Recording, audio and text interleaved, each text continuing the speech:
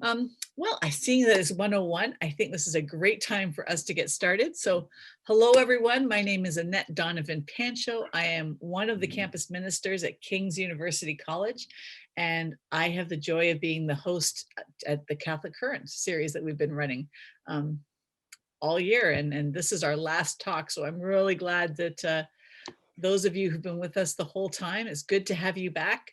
And I have an absolute joy of kind of catching up with Father Doug MacDonald here. We've learned we have more in common than we thought, actually. So Father Doug was at St. Peter's Seminary. He's originally from Antigonish, was at St. Peter's Seminary from 2002 to 2008, was ordained in 2008. And he is now I guess you're the chaplain out at Cape Breton University. He's also a pastor at a parish. And he is here to talk to us today about faith and sports and the connection between those two things, because I don't think that's something we traditionally put together, but we've got lots of good sports folks that are Catholic as well. So Doug, on that note, I'm gonna ask you to take it away and ask everyone else to kind of welcome you in their own way. Thank you so much, Annette.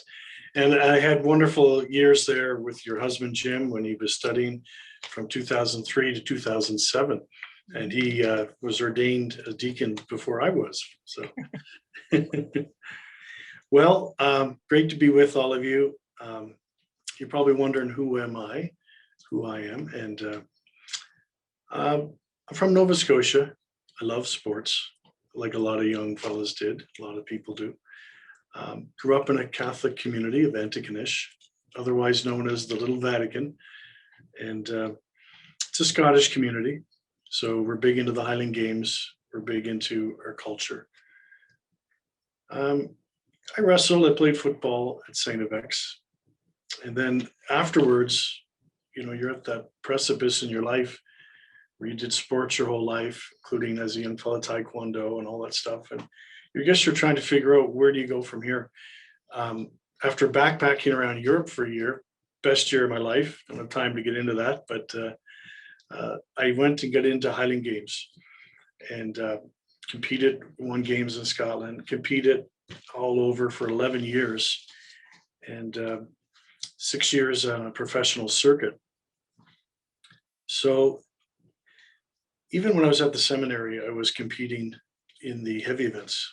And I'd go fly out on weekends, spent a summer in Hamilton there, had a great summer at the cathedral, and used to fly out on weekends to various competitions around the world. I want to say at the beginning here, at 2020 has been a difficult year for many, including myself. I want to say that as a church, we have a linear view of time, meaning time is going somewhere. It's on a kind of trajectory, if you will. It's not repeating itself like we sometimes hear. It's sort of a secular vision when we talk about a circular cycle of time, where everything is sort of cycling without purpose. And indeed, that's not the case for Christians. Time is teleological. It's a goal-oriented. It's heading somewhere. And so I want to just acknowledge that for what it's worth, because it's been a tough year for many people, and it's not repeating itself. And sometimes even with the death of loved ones, we think, well, this anniversary is tough and that, and it is. I acknowledge that. It's a symbolic meaning. That being said, time is not repeating itself, but it's going towards Christ. It's going towards God in a very linear way. It's brand new. Each year, each day is brand spanking new. And so I want to start today by saying, do you have any sports role model? Perhaps you have a spiritual role model. I did play football, and I like football, enjoy watching it, especially college football. One of my professional role models I respect is Tom Brady. Why? Well, first he was rejected, so to speak. He was picked in the 6th round at the college draft. He was overlooked as a backup quarterback for the New England Patriots. He rose to the occasion when starting quarterback Drew Brees went down with an injury. All Tom Brady did since replacing him was win. There has been many failures as well, but I love that Tom Brady always gets back up again. I think that's a key thing for the spiritual life. We never stay down, but when we lose or when there's a defeat or a setback, we always get up, we dust ourselves off, and we get on the road again. He's now 43 years old. He just won the Super Bowl. He's still one of the top quarterbacks in the NFL, probably the best in history. He strives for excellence. He has high standards. He's a family man, which I respect. He has 3 children. Tom Brady's a vegan. He has a special diet, TB30. You can Google it. He's a Catholic, and he's an alive person. And I respect that too, because you don't just become alive, you make decisions along the journey of life that lead to who you are. The point I also want to make about Tom Brady and about faith and sports in general is that what you see at any given time is not necessarily the end of the story, both good and bad. Good can fall and fall. People that are down can come up. And so I remember a couple of years ago when Tom Brady and the New England Patriots were down 28-3 with 9 minutes left in the game. 28-3 with only 9 minutes left. Brady methodically focused on each play at that moment and brought them back to tie the game with seconds left and then won in overtime. I think it's important you focus on the duty of the moment. And the seminary had the opportunity to visit it to a few retreats in Cumbermere, Madonna House. Catherine Doherty used to speak about the duty of the moment, and not to get too kind of caught up in the all of the things that are happening out there. But what do I need to do right now? And I think being focused is very important for us, not only in life, but in the spiritual life. What is the duty? What is my responsibility right now, today? And to do it well. I also would like to acknowledge that no matter how bleak things look, even when, like Tom Brady, down 28-3, you're down 25 points. No matter how bleak things look, we are people of the resurrection, so we stay in faith. So I offer that analogy that no matter how dark things look, Christ is in charge, and Christ can do amazing things at any time. So we stay in faith. There's also a tension in sports. Sport is filled with tension, and that's okay. You've heard the line, the grace is in the tension. The grace is actually in the tension. Sometimes we have people who kind of flee from any kind of tension or stress. Well, that's not necessarily how we grow either. When you're lifting weights, you got to put more weight on the bar. You got to add resistance. It's through the resistance that your muscles become stronger. And when there's no resistance, atrophy takes place. Faith is also unpredictable. Sport is unpredictable. I believe this is another reason why sports are so popular, because the outcome is not guaranteed or predictable. In a world of so-called, nowadays they talk about fake news or fixed outcomes, I think we long for authenticity. We long for unpredictability to some degree. And in sports, we find a real experience, as long as the sports aren't rigged. We've had some situations of that in history, but sports are still, in a sense, an authentic experience without anyone knowing what the outcome will be. We've heard of the Hail Mary pass. You still remember Doug Flutie throwing his Hail Mary pass, hence the term Hail Mary. Anything can happen. I'd like to tell you a true story about my own life as a Highland Games athlete. I actually learned to throw the caber. Now, the caber is a Gaelic word for tree. It's a big, huge log, and the athlete picks it up and he runs and he flips it over as he runs. He sort of gives it a big pull. The idea is to throw the log in a straight line. So you're actually throwing for accuracy as opposed to distance. And so as the athlete runs, he gets momentum on the caber, and then he stops suddenly, hits the brick wall with his feet. The top end keeps falling forward with momentum, and then he pulls the bottom end with his hands to flip it. And if you get it in a straight line, and the judge who runs behind you, he visualizes the athlete at 6 o'clock, the caber would fall directly over at 12 o'clock. That would be a perfect throw. Sometimes it'll go off to the right, it could be 1 o'clock.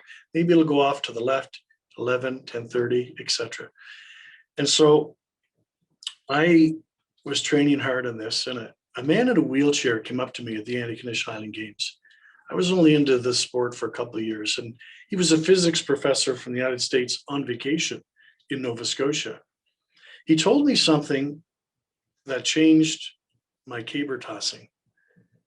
He told me that when an object is falling, it actually has a balance point in midair, if you will, almost like a teeter-totter. You can imagine a teeter-totter, heavy piece of steel, but because there's a balance point, you can actually lift it up with one finger. There's no weight to it as long as it's balancing on the balance point or the fulcrum point. And he told me that as you're running with the caber, when you pull, you want to imagine that balance point up in the sky. And as you pull, if you pull at the right time, you'll actually cause the caber to flip right over with hardly any resistance. But it took timing, it took a lot of practice to figure out where that is. And each tree that is cut at games around the world, they're all unique. So there's ways to figure that out, and I did. And what struck me is I learned to throw a caber, and I became a world champion in the caber toss from a man in a wheelchair.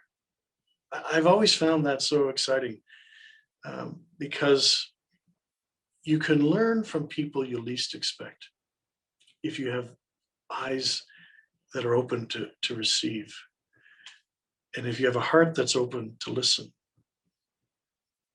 I met another person who's quite well known, Robin Williams, the late Robin Williams. I was at a Highland Games in Scotland. Him and Steve Martin, Billy Conley, a Scottish comedian, were at the games in Lanark, Scotland on the West Coast. And this was in, I guess, 1999, over 20 years ago now. And Robin Williams was entering the hill race, so he took off his kilt and stuff and came over to talk to the athletes. And he was asking us about the equipment and sort of making fun of himself, as only Robin Williams can do. And I had just finished throwing the hammer. So you have that sticky tacky on your hands so that when you're spinning the hammer around your body, you're not going to lose control of it with all the centrifugal force. And so next thing I know, I just sort of threw my little cardboard disposable camera where you had to click the thing to one of the athletes. I just take a few pictures. And so I came up behind Robin Williams. I threw him up on my shoulders. I was holding him right here. That was 20 years ago. I was in pretty good shape back then. So at first he squirmed to get down, but it only rubbed his hands deeper into mine. And I'd forgot about the tacky. And he's got really hairy legs. So next thing I know, after a few pictures, I went to let him down and my hands were stuck to his legs. True story. And I went rip, and I basically waxed him on his knees and his shins. We also know what happened to Robin Williams. And I think it's a real important thing that we acknowledge today too, mental health and the importance of always being kind to people. You never know what people are going through. It's important that we as Christians are loving always and kind.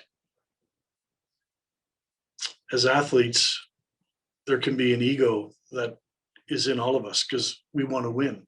And this is one of the drawbacks of, compatibility between sports and faith, because, sports is designed with a win-lose mentality. So someone's going to win, somebody has to lose. But that kind of thinking, that dualistic thinking, is not necessarily the most helpful approach to life. It's not the most helpful mindset. I can remember when I was in the seminary, I was competing, and it was my final year. I remember there was a big, huge debate. They wanted me to focus on Highland Games, or on, priesthood, and I was going on my pastoral year. So Father Bill McGrattan kind of asked me to give it up. I didn't want to give it up because I was really good at it. I loved it. It's my culture. Anyway, I went along with it reluctantly. And next thing I know, I at my final games, or about to go to my final games, and the week before, I'm just doing some final training. If you know anything about sports, there's a pre-season, there's a season where you're competing at your best, and there's the post-season, and then there's the off season where you make your gains and get stronger. And I was just peaking for my final competition, about to give my Highland Games up to the Lord as a sacrifice for priesthood. And next thing I know, I'm just doing some final practices a few days before I fly to New Hampshire for the Worlds. All the other seminarians were going to Midland, Ontario for a mandatory retreat. Some of the immature seminarians couldn't understand why I was allowed to go, but we get that.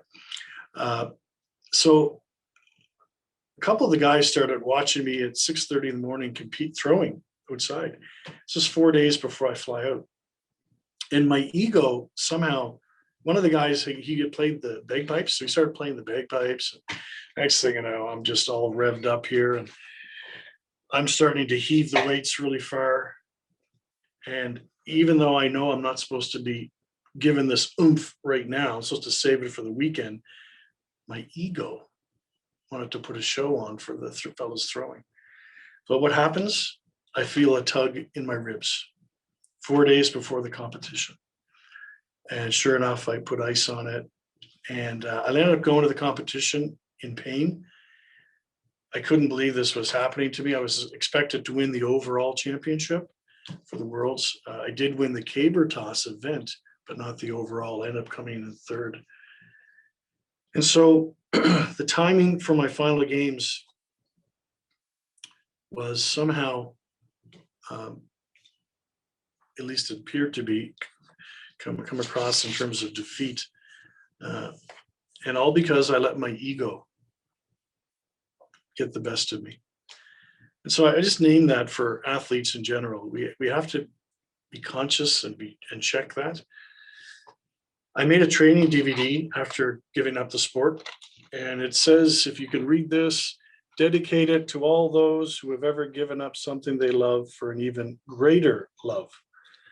And this is a training DVD that shows all of the ways to throw the implements. It was something I was able to do and give back. I think I'm the only priest who can bench press 3 plates, which is about 300 pounds. And I find that, it's an opportunity to connect with people and evangelize. At CBU, I'm also the track and field coach. I work with the throwers, shot put, discus, hammer, and we lift weights. We throw guys and girls together. It's wonderful. I eventually got ordained in 2008. And one of the things, a story I want to share with you is just how, when I went in the parish, I used, in ordinary time, you wear the green vestments all the time. And, when I was first ordained in 2008, I was, big priest. And the kids used to refer to me as Father Shrek. That was sort of my nickname in my parish over in Waterford and near here. And then, as time goes on, they would say, yeah, but when you wear the purple vestments during Lent, you look like Barney. And then it would just, and when you wear the white ones, Father Doug, you look like Frosty the Snowman or the Michelin Man. Well, we had a lot of fun with that. And red, of course, I was Santa. And so the final little fun, cute story I remember, New Waterford, my first parish as an associate pastor, was I used to try and jog a bit back then, trying to keep a little healthy. And this one time I was jogging down the road and I got pulled over by a police officer. Imagine that, you're jogging and the lights go on. And anyway, I he puts the window down. He says, "Father, we got some calls and reports that as you're jogging by everyone's house, the dishes in their cupboards are rattling." Where am I going with this? Well, I want to share with you some drawbacks of the compatibility between faith and sports. I mentioned briefly earlier that there's a dualistic mindset sometimes that can set in with sports, because there has to be a winner usually, and there's going to be a loser.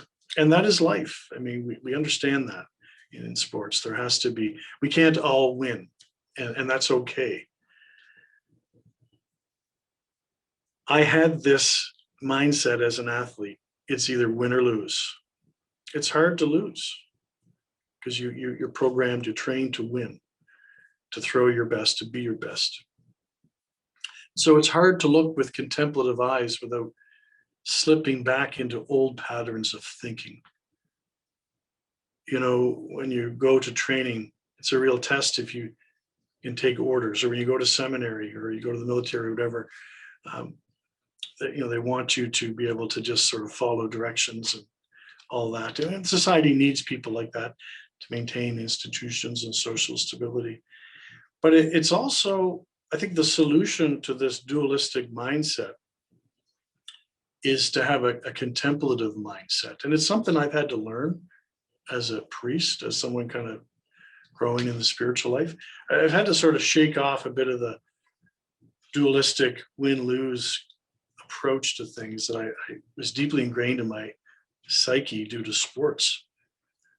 I think the solution is to accept reality for what it is, to not try and change everything.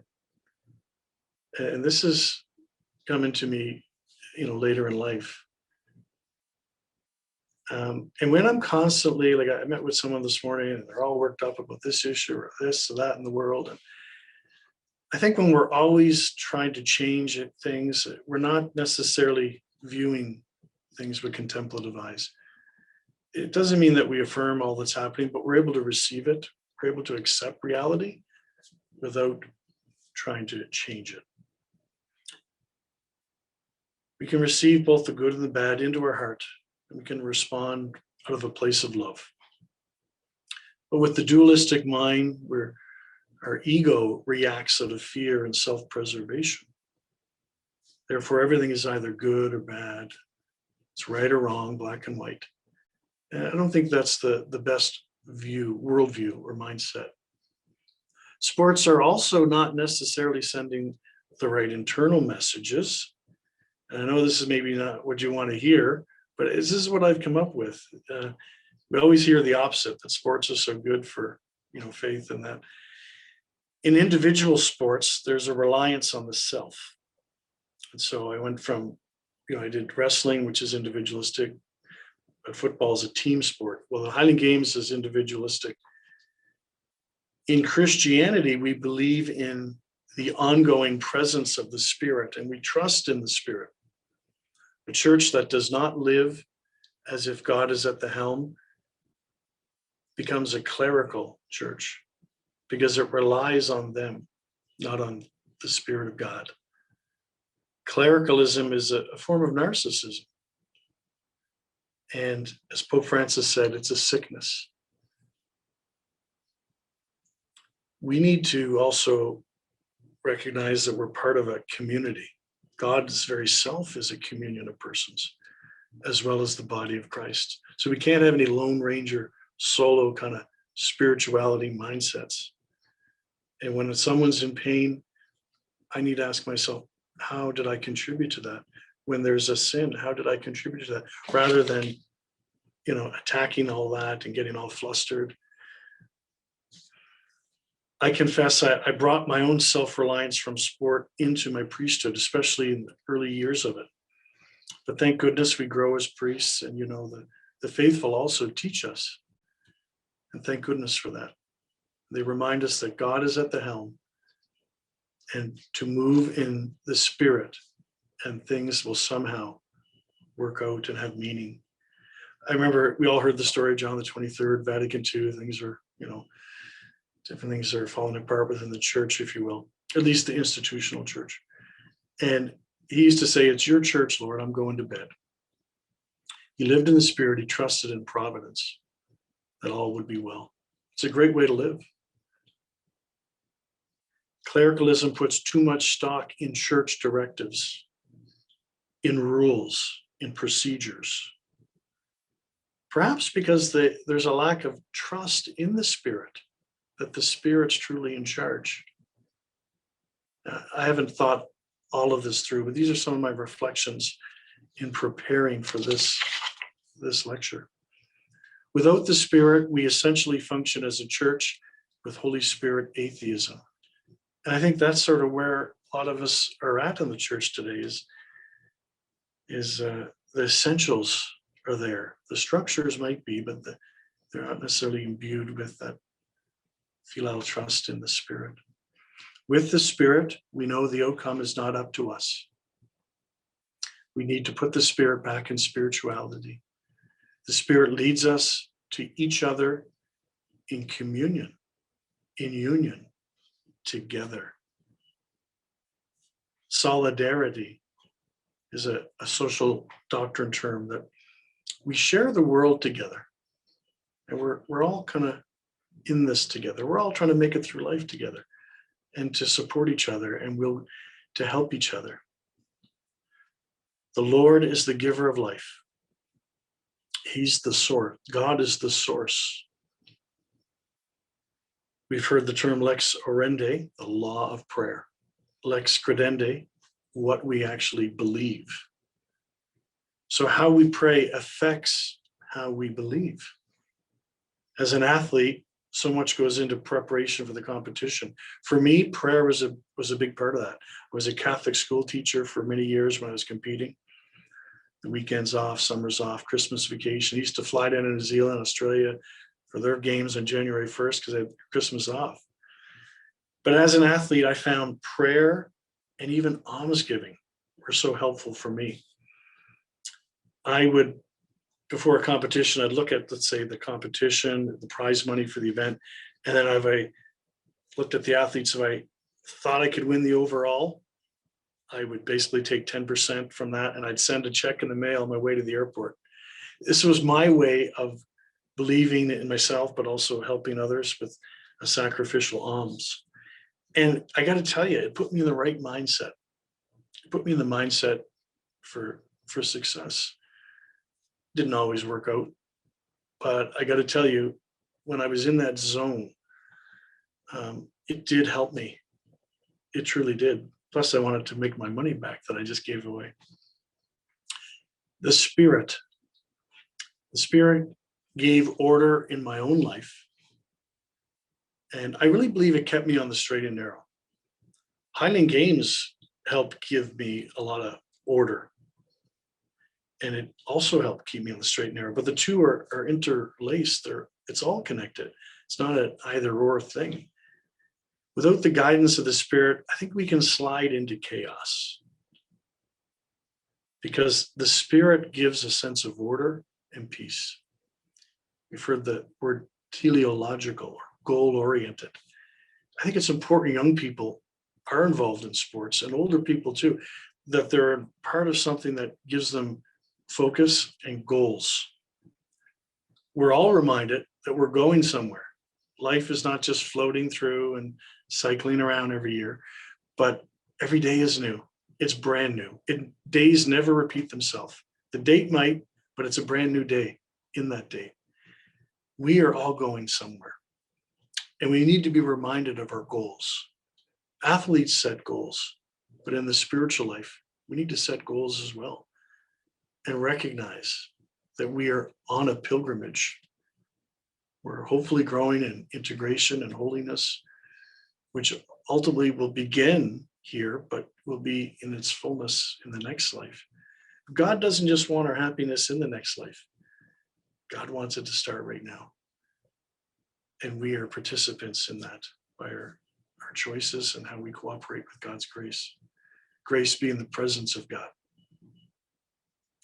The Spirit will give us cohesion, a sense of solidarity with those in need. The Spirit will inspire us to care. Without the Spirit, there's an apathy and indifference, especially to the vulnerable, that can take place, especially the forgotten and the lost. We need the Spirit in our hearts to have that compassionate heart. The word compassion itself means to suffer with. To suffer with.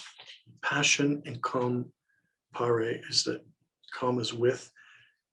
And so the exact opposite of that is apathy, meaning a passion, or I will not suffer. That's the narcissist. That's the clericalist. That's the clerical mindset.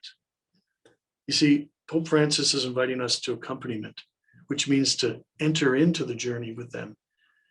So not just empathy, but to really go and accompany them, which often means to suffer with, to be with, to journey with. I enjoy coaching. I enjoy being with the athletes now. I still continue to be a judge at Highland Games. They're all canceled now due to COVID last year and probably most of this year. There's a few games going. But I think it's really important that as coaches, we recognize that we accompany people too. We have our own way of accompanying and being with people.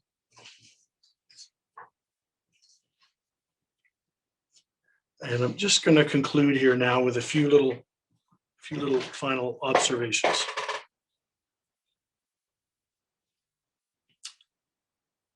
Well, in sport, early in my throwing career, I would be focused on mechanics and technique. As I threw an implement, there's so much that goes into the shot put or the hammer throw or the weight for height, the caber toss, the weight throws, the sheaf toss. A lot of technique. It takes years to get it down. And even then you can hit it or you can miss it. It's very technical. So there's technique, there's strength, there's mental practice, visualization. There's so much. The eating, the sleeping, it's the whole package. As a funny story, I remember I was dating this girl in British Columbia and she asked me one time what my priorities were. And I remember I named a few things. It was like, Highland Games. It was my job teaching. She wasn't even in there. And I didn't even realize it until I said my priorities. Well, I'm a priest now, so I guess that is, part of it. But we have to have a sense of where we're going. And in my throwing career, I would always be focused on technique and when I threw an implement. But as I grew in sports, I became more relaxed. I became more comfortable. Instead of thinking, I would turn my mind off, just click, to the point I would not even remember the throw. It was gone. It just happened. It just happened naturally. The years of practice and experience allowed me to go into autopilot and unleash. The parallel with faith is this. As a new priest, I tended to be focused on ritual, procedures, say a code of canon law, whatever it may be, a dawson policy, and there needs to be that to some degree. And you're also learning to live as a priest. We are new and we're learning, so some of this is understandable. But as I grew in priesthood, I became more comfortable in the office of priesthood, which permitted me to truly engage people and be more pastorally sensitive, while naturally doing the stuff learned early on as a priest. It's a both and. Early on, I did not have the mindset to truly encounter others because it was about the rules, it was about procedures, it was laws, whatever it may be. Yes, I was there, but only now do I see what was lacking. Is the parallel obvious to you? Perhaps in your own life, you can relate to being overly focused on rules, procedures, to the point of not being able to see the greater good, the big picture, the greater good that supersedes the rules at hand. Or maybe you have experienced growth and built essential building blocks into your life that have evolved into a new mindset and vision. You now approach reality or the task at hand in a renewed, healthy way that pays dividends in your life. The old me was a little more intense, focused, maybe a way to word it. I still am. Now that I step back and I think, perhaps I'm properly focused on the big picture, which is a little healthier. Whereas before I was too focused on the particular, on the small things. In conclusion, friends, let's like to say this. In his book, The Universal Christ, Father Richard Rohr writes, humans and history both grow slowly. We expect people to show up at their doors fully transformed and holy before they can be welcomed in. But growth happens slowly, trusting that a change of consciousness can come with time. This patience ends up being the very shape of love. Whether you're a coach who accompanies people, a parent who accompanies their children, a priest in the parish, a manager with his employees, we're all called to be patient with people, but also with ourselves, to suffer with others, to have an incarnational mindset, that there's a true sense of union of the human and divine, and to bring everything back to God's self and to focus on Christ and not to get stressed about things, but to truly trust that God has already won the battle, so to speak. He's won the war for sure. We may lose a few battles, but bottom of the ninth inning, to use a sports analogy, God bats last. Christ has already won the victory through the resurrection. And we should all be conscious of that. We are committed as priests to our people. I always tell them that when I go to a parish, I'm married to the diocese, but we're going steady in this parish for the next number of years. And it's a sense of that relationship. And it's important we have relationships with people. And to grow in the spirit, to grow in sport or in the spirit of life, we recognize that growth happens slowly. To be patient with yourself, to avoid the ego pitfalls, to recognize that growth happens slowly and we make mistakes along the way, but we always get back up again. And the best part of it all, God will do all the work. We just have to be open to receive and to allow God to nurture us. And always remember, bottom of the ninth inning, God bats last. Thank you very much. Thank you so much, Doug. I love that phrase, I have to tell you. I'm glad I've had the chance to hear you say it a few more times now, so I'm hoping that's ingrained in my mind. Thank you so much. I really, really appreciated hearing your own personal story along with that. So that meant a lot to me. And the humility actually with which you approach your life, I think is wonderful. It's funny, I was just having a conversation with a few folks this morning about the spirit and that and how we have to trust in the spirit, and as we're all struggling to, but it's a wonderful reminder, very coincidental, maybe like planned or something. God, there's no coincidences with God, right? So at this time, I would love to hear your questions for Father Doug. So I see we've already got one in the chat in the Q&A section there, but if anybody else has a question, would love to hear from you. This is kind of free for all time with Father Doug for the next 20 minutes. It's great. So please start typing away.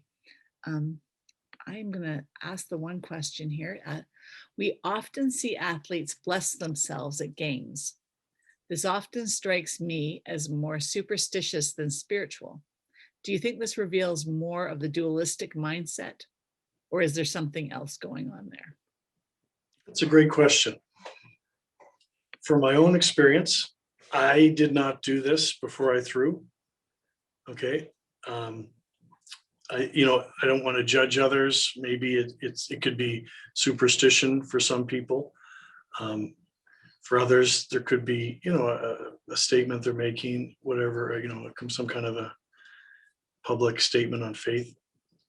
For me, I'm just going to say in general, I like sports to remain apolitical, I don't necessarily always appreciate when any kind of religion or politics or agendas are brought into games.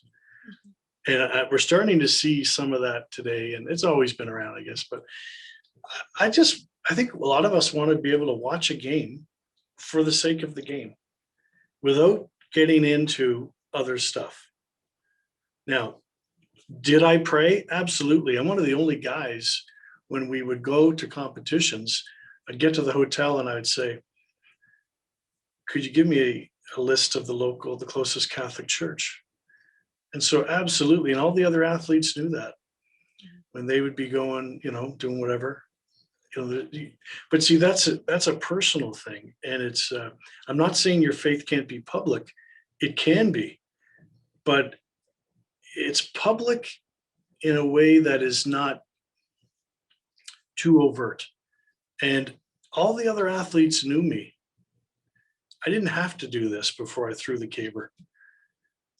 There was a certain kind of integrity there, I guess, of my interior life that spoke, I guess, maybe on and off the field without having to make those kind of statements. That's where I'm at on it. Now, as far as of a dualistic mindset, yeah, it could be. It could be something there. I think they could be onto something. Yeah. Does anyone else have any questions for Father Doug? So Sue says, I have often been asked to pray at games, banquets, etc. Prayer to do our best is not what our athletes are asking. I find that a tough moment. Could you repeat that one more time? Sure. Yeah. So Sue is saying that she's often been asked to pray at games, banquets, or whatever. So the prayer kind of to do our best, she puts in quotes, is not what our athletes are asking. Is not what our athletes are asking. I find that a tough moment. Do you have anything you want to maybe add to that, Sue, to help? Or so she says they want me to pray to win. And have others. So they want me to pray, they win, and others lose. That's what she's saying is the tough moment. Do you have any thoughts or responses to that? Yeah. Well, as the previous question is to piggyback off that first, the dualistic mindset is very much win-lose. And so, I understand why athletes want to win because they don't see losing as part of it. And so I get that, why they would want her to pray for victory. But I also get why she wants to pray that we use our gifts to glorify God and that we would ask God to help us really just use our gifts to give to the best of our ability. And regardless of the outcome of the match, it's really not about the match. Ultimately, it's not about winning unless you're in a professional thing where your job is on the line. But for most people that are involved in sports, even at the collegiate level, the Catholic vision of education is not trying to promote being a winner and a champion per se with the gold medal. It sees sports within a broader context to help us to be holy and to be integrated. And so, the prayer as a priest or a nun or any layperson would ultimately, how can we give glory to God by our actions and by how we play? Obviously, you can do that and still lose. And you can not do that and still win. a match.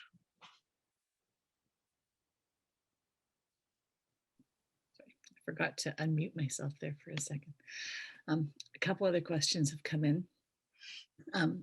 A big part of being an athlete is dealing with injury to self and sometimes to others. How does this reconcile with glorifying God with our bodies?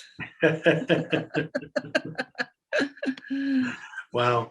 Well, I think in general, aging, the gospel says that as we get older, we'll be taken to places where we don't want to go or we can't go. And so, there's going to be atrophy and aging with our bodies that happens. And if somebody is participating in a sport which helps strengthen their body and helps them, tons of studies show that, weightlifting is so good for seniors and for adults, separate if you're competing or not. Now, if in the process of doing that, you injure yourself, I think even the injury can give glory to God, how you handle that. I don't see the injury as destroying your body. It's a natural result of a good intention. Now, in terms of a person who mutilates themselves, I think that would be, something that's not glorifying the dignity of their humanity. So I would not say in sports injury is on the same level as any kind of harm, self-harm or something of that nature. Thanks. Bruce says, I'm 80 plus. Perfect. Off what you were just talking about. What a wonderful lecture. The journey will never end. It's a fine line between self-worth and ego. So Yeah. And I think a lot of athletes struggle with that, I mean, they can become very self-centered as an athlete. It's all about you. It's your training. It's your sleeping. Like I used to eat and sleep Highland Games. And, everything. I told you the story about my girlfriend. She wasn't even part of the process in my head. Like it was just, everything was Highland Games and throwing. And, you have to really be careful too with that. Maybe I took it too far, and I probably did. I would admit that. Yeah.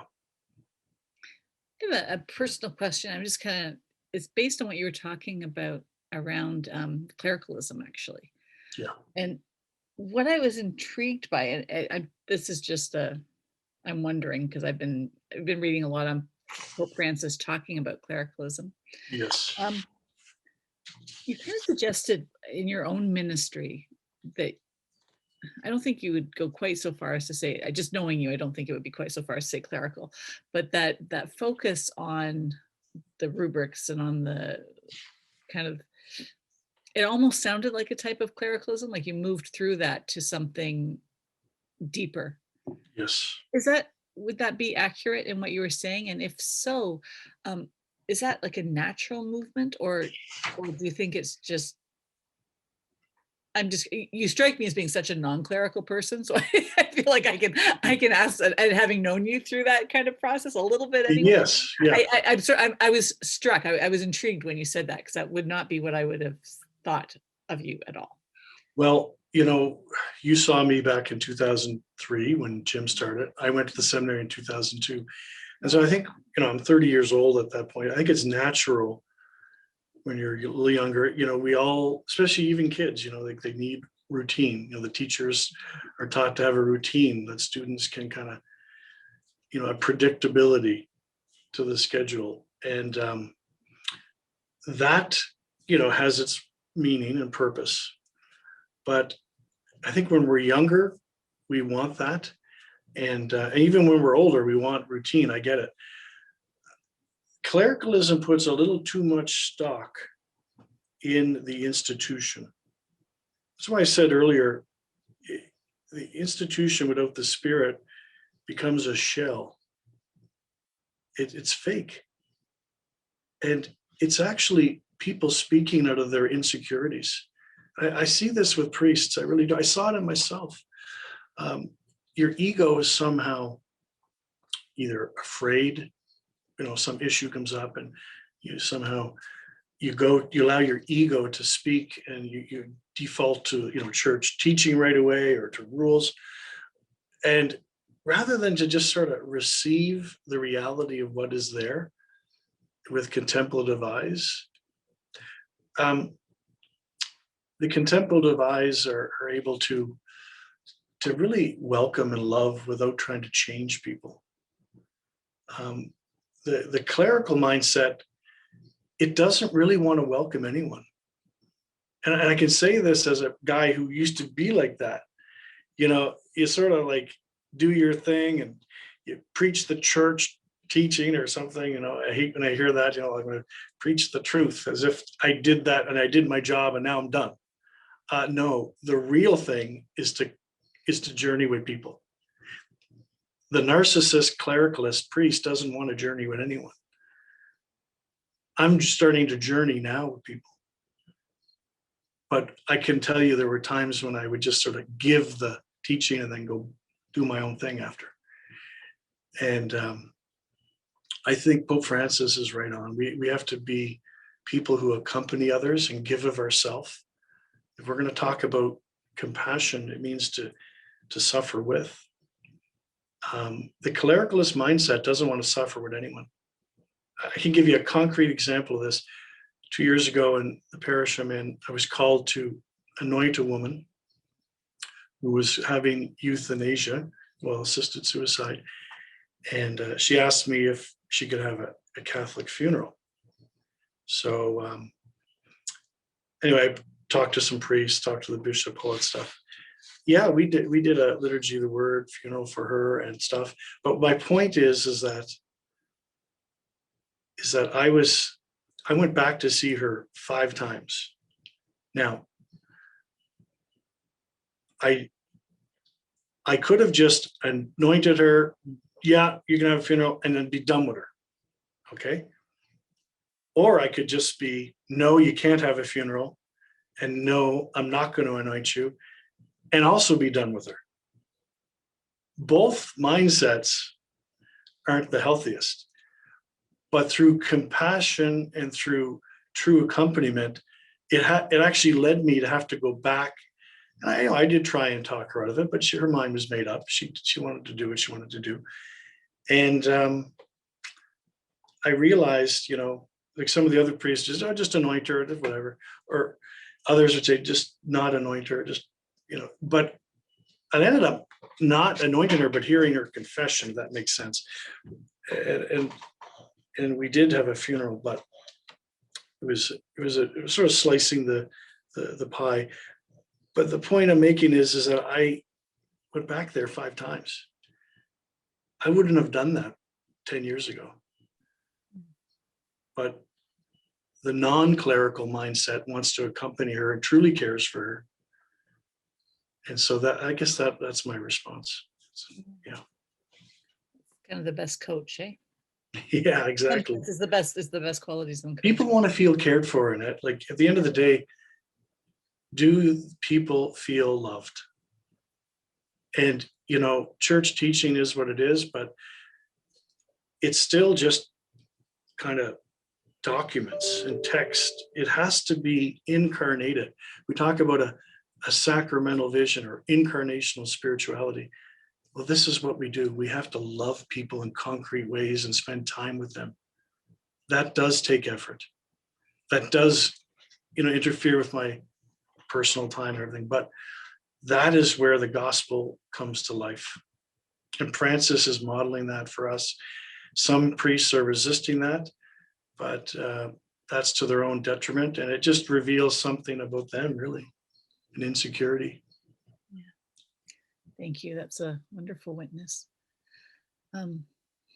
Carolyn says, many years ago, I was a cantor at a parish where I had to lead the sung responses to the prayers of the faithful. After they were finished, the priest added his own intention to pray for the Maple Leafs to win. Well, required prayer. Sorry. Oops. Even going so far as to lift his vestments to show his jersey. I felt super uncomfortable with this. What's your opinion on moments like this? Yeah. I mean, I love football. I used to pull for the Maple Leafs as well years ago. Not into it as much as hockey anymore. But that being said, I remember I lived on the West Coast, as a teacher for 5 years in a Catholic school, and I used to often drive down from Abbotsford, where I taught at the school, which is, to Seattle, because it was really cheap to fly to the airport there. So this one priest, he held up a Seattle Seahawks jersey. It was like, and I mean, that's not my cup of tea. I think the liturgy, we need to have a church, and we need to have rules without having an institutional mindset. Does that make sense? So yeah, we need to have liturgy and liturgical rubrics. And I get that. We need that. But yet not to be owned and dominated by it, which is sort of where I'm at now. There's more love coming from it. Yet I'm still holding to them, but I'm not beholden to them. So to answer in a very direct way the question, no, it would not be something I would do. I would not pray for the Toronto Maple Leafs or the Seattle Seahawks or whoever. And look, my role model, Tom Brady, I wouldn't even pray for him. I may, say a private prayer, but we make the distinction between public and private prayer. The public prayer of the church has to be something that everyone can enter into, and it has to be to some degree, somewhat tight, if you will, because once you open it up, I mean, there's like, how many priests in the world? I think there's like over 500,000. Like, individualism can creep into the Catholic Church, and if you allow every priest to do what they want to do with the liturgy, it could become a free-for-all. And so I think the liturgy, because it's public prayer, that has to be safeguarded, and it's a sacred thing. Maybe on their own time they can pray for the Leafs. I'm envisioning like the parish down the street praying for the opposing team. Could cause some real rift in the communities. Sometimes you'll see that where they put up, little things on the parish signs, Absolutely. If anyone has a last question to ask, please type it in now. Gosh, that was great. Thank you. I really, really enjoyed hearing you speak. Your openness in sharing your story and as well really meant a lot. It was very touching. And I think a real gift to all of us who've been watching. So just thank you so much on behalf of everyone who is watching now and all the people who I know are going to be tuning in later on. It has been a gift for our community here, and we wish you all the blessings in your continued ministry. And thanks. I'll have a chance to see you at the summer at our conferences later on. But That's great. Yeah. Anyway, thank you so much. Praise the Lord. Anything I have, I've been given. So very grateful. Yeah. And it was an honor to be a part of this. Thank you. And thanks to everyone who's been tuning in regularly. As I mentioned earlier, this will be our last Catholic Current for this academic year. I don't know yet what's coming up next year. I guess I don't really know what's coming up 2 weeks from now, as the rest of us do, but hopefully we'll be able to continue journeying with you and accompanying with you with whatever way we are and can do in the future. So look forward to seeing you all later, and have a wonderful Triduum, and happy Easter to everyone. Yes. Okay, bye-bye. Thanks for joining. Thank you, Annette. God bless.